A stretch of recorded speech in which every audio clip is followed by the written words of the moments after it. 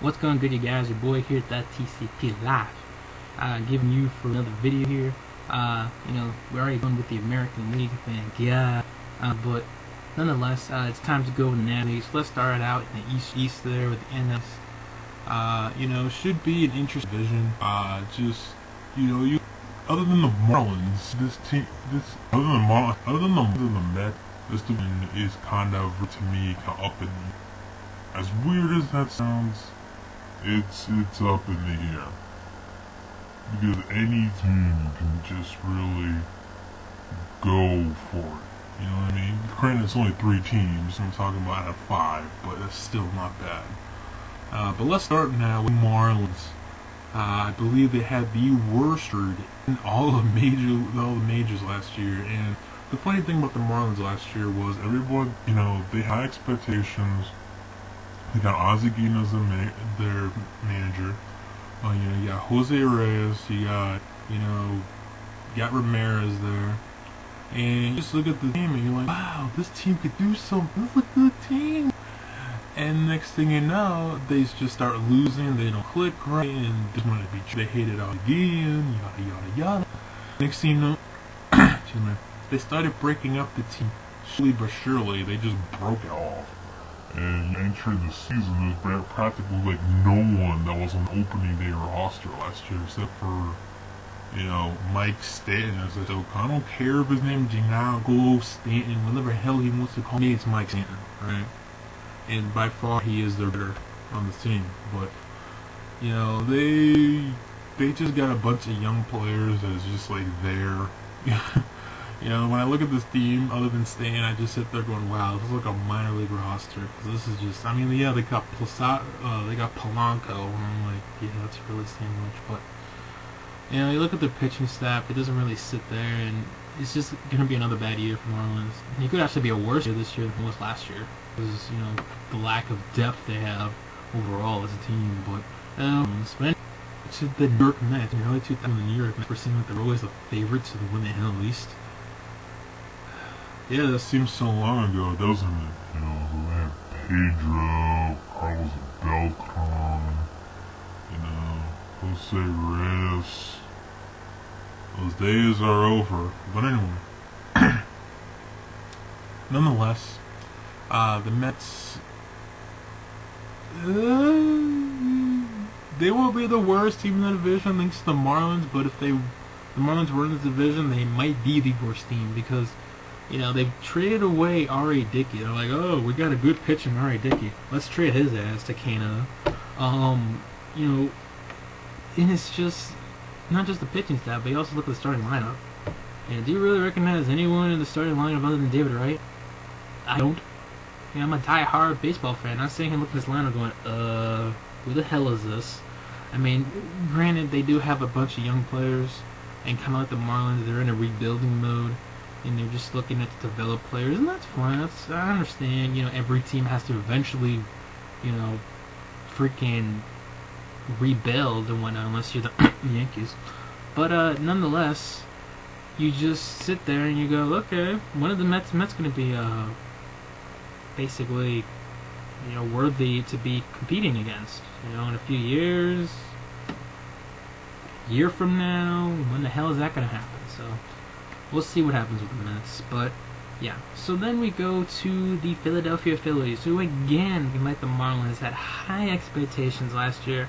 I wasn't sold on them just because everyone's like, oh, they get Jonathan Papelbon. Oh my God, the Phillies are gonna win the World Series. Sitting here going, this name's Jonathan Papelbon, who's like, put him in a non-closer role, like you put him in a non-safe situation, guarantee it, he's gonna blow it.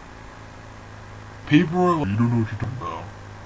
At the end of last season, who was smiling? Me. Yeah, sure, my Sox sucked last season. But you know what? I slapped at your face, Philly fans, because you thought I was kidding. Nope. Anyways, the Phillies, they're an older team. I'm not gonna lie, I'm surprised they kept Cole Hamels. Like, I really thought Cole Hamels would be wearing a Dodger blue by now, but, yes, they got Cole Hamels. That's fine, dandy. But you just look at the rest of this team. Okay, Roy Halladay, he struggled last season. Yeah, great. He was coming off an injury. Cliff Lee wasn't the same Cliff Lee. And this was an older team. Jimmy Rollins. Like, how long is Jimmy Rollins been playing for? Chase Utley. Philly fans are praying at God that this guy stays healthy, because this guy just always seems to get injured one way or another. Don't know how it happens. They did get Michael Young. Then again, Michael Young, no pun intended, is not young anymore. Ryan Howard's, again, like Utley, injury prone. I do like the fact they got Ben Revere. I think Ben Revere is going to be a nice addition to the team. Ben Revere is not a guy who's going to get any homers. He's got guys maybe going to get like 1 or 2 homers all season. But with his speed and his batting average, is going to make it a deadly combination in Philly. Especially that small ballpark they have in Citizens Bank. And I believe they do have Carlos Ruiz, who did well, but he's suspended because in the off season I guess he got caught with illegal substance. But I can see the Phillies still somewhat contending. I just sit back and I look at my team from last year and I go, that was last year. This is new. This is this year. It's different. We got some different players. I'll shake off last year and make this a brand new year. It's something that the Philly fans remember. So, that's with the Phillies. And then we go to the Atlanta Braves.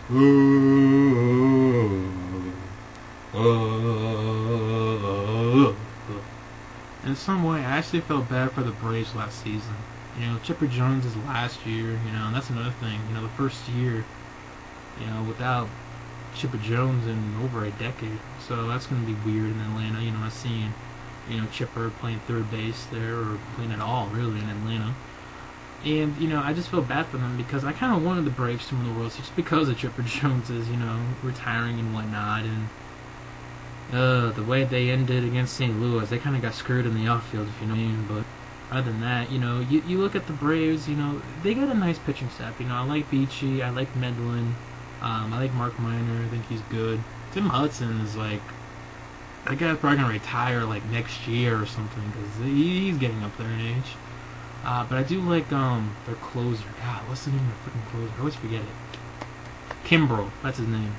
And he's lights out. He's a scary closer. I'd hate to have my favorite team in the NL East because if I'm facing the Braves, I'd be like, damn, this game's over when he comes in. But, and of course they picked up both Uptons, Justin Upton and BJ Upton. And they already got Jason Hayward. And hopefully Dan Uggla will finally produce for the Braves. It seems like ever since Dan Uggla has gone to the Braves, he's like, he's not the same Dan Uggla he was with the Marlins. Now it's just like, he's just there, he just doesn't do much. But, I do like Freddie Freeman, he's nice. I'm not short session for the Braves. But other than that, they got a nice roster there. And I do like Brian McCain. Brian McCain kind of fell down from earth a little bit last year, but, whatever. But nonetheless, the Braves, I could see them, if they're not winning the East, they're probably going to get in the wild card again. But so anyways, let's go to the last team, the Washington Nationals, which, I'm not going to lie, when I saw the Washington Nationals early last season, I sat there going, I'll give them a couple years before they really be competitive. Screw that, they really became competitive last year. We all know Bryce Harper, Steven Strasburg. He had a pitch can. A lot of people were upset about that. They're like, oh, screw this. We're going to the playoffs. We have a chance to go to the World Series, and you could put him on a pitch can.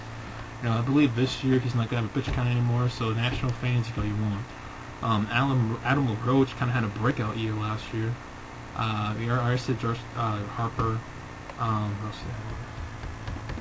Robin Zimmerman, talented third baseman and whatnot. So, and Jason Worth. You can't forget about Jason Worth. The rated R right fielder. And I really like their closer situation. That was the thing I think that really pulled the Nationals back last season was the closer. First they had Drew Storen, he got injured, and they started going around, and they're like, oh, let's try Tyler Clippard, and Clippard looked fine, and then he started blowing saves, and Drew Storen came back later in the season, and but they got a revamped Rafael Soriano, who you gotta know replaced Mariano Rivera last season for the New York Yankees, and I honestly think he's going to do fine in Washington. The Nationals ballpark, you know, in Washington, obviously, is a pitcher's ballpark, basically. And the ballpark where he was used to, Yankee Stadium, is a hitter's ballpark. So, you know, I think he'll adjust fine. The ERA will go down a bit, and the saves will go up. And this is going to be, I think, a really good year for the Nationals. And I will not at all if they win the NL West again and become first place. So, and, you know, there's a chance we could see him in the NLCS. You know, I really do. I think with this pitching staff, I really like it. You know, you got Strasburg. Dan Herron, to me, was kind of random signing. It was like, oh, let's get Dan Herron. I was like, really? Dan frickin' Herron of all people? But, that's what happens when you're a D-backs fan. When you hear Dan Herron, it's like, ooh. But, yeah, I still think this team will be fine. You know, of course, like I said, they still got competition with the Phillies and the Braves, but again, you know, we'll see what happens with the Nationals. Anyways, guys, that's it for me. Hope you guys enjoyed this video. You know what to do. Let it peace.